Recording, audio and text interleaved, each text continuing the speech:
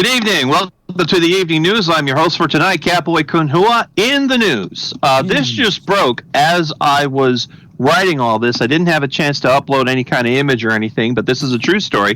Facebook has just made a press release that if it will stop operating in Europe if the regulators don't back down, because they've been fining the heck out of them. To which Europe said, "Go right ahead. We don't give a shit." It's not like spreading Russian troll conspiracy theories is an essential service anyway. Yeah. All right. So there. So call their bluff. All right. First up, we have Oscar Mayer Wiener has made a press release that you can now rent the Oscar Mayer Wienermobile if you want to make a memorable occasion to propose to your fiance. Wow. Yeah, I'm sure you ladies are all aflutter thinking of this one. So, okay, in the press release, they said you can relish your upcoming special day with the iconic Wienermobile available to anyone who's ready to mustered up the courage to pop the question. To that, I would like to say, Oscar Mayer, if I may be frank, these hot dog puns are the worst. Your publicist is so far behind in her social media trends that they need to catch up, but I guess that's just hindsight. Hindsight. No more puns for the rest of the night. I think I used up my pun thing for the evening. Okay, now this is news from the New York Post. According to the New York Post, Chuck E. Cheese has filed for bankruptcy and is looking to destroy about 7 billion prize tickets that they have in storage. 7 billion. Now, this news comes as a shock to Chuck E. Cheese fans as they estimated what you can actually buy with 7 billion prize tickets. And the choices are, you can either get the switchblade that's actually a comb, or you can get a cheap, fake imitation Hulk from the Avengers action figure. Yeah, one of those two things. Unfortunately, that's still not enough tickets to get the really cool air rifle. No one's ever going to get enough tickets for that thing. Okay, here's news from The Guardian. The French automobile maker Citroën has introduced the Ami. The Ami is a tiny cube electric vehicle on wheels that can be legally driven by 14-year-olds in France. Wow. Now, this is an upgrade from last year's innovation, a dodecahedron on stilts that can only be driven by 90-year-olds from Germany. I'm sorry, Thinker, I looked into it. You have to be from Germany. You can't have this one. I'm sorry. No, Texas doesn't count.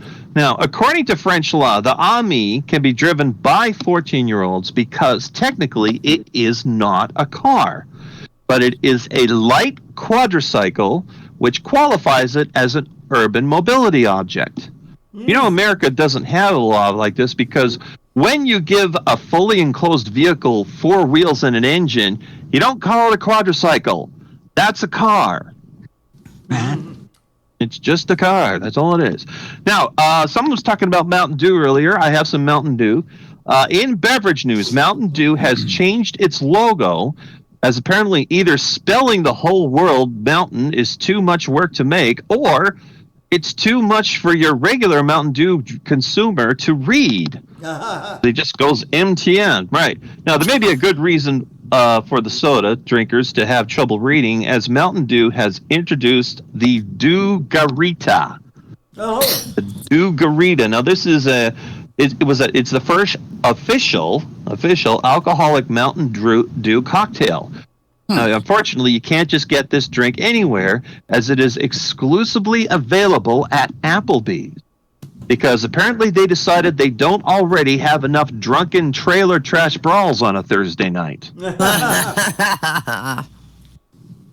Now, news in the travel industry: due to the lockdown because of nations banning international travel, including Australia, in an effort to compensate for this, Qantas, the Australian airline, is offering tickets for a 7-hour flight to nowhere. I'm surprised you can make it to North Dakota from Australia in 7 hours. Anyway, But Qantas is hoping that this destination-less joyride at 30,000 feet will complement the service that they have planned for the holidays. Oops, all layovers. Nothing but layovers. And finally, last news we have for tonight regarding the election. NASA has said that an asteroid is coming our way and is likely to collide with the Earth on November the 2nd, one day before Election Day. Now, for those of you who are not looking forward to the results of this election, I regret to inform you that the asteroid is only 6 feet wide. Well, maybe we can aim it. Can we aim it? Yeah, I know. So unless it's unlikely to do any damage at all, unless it hits you directly in the head, the odds of which happening are 7 trillion to 1.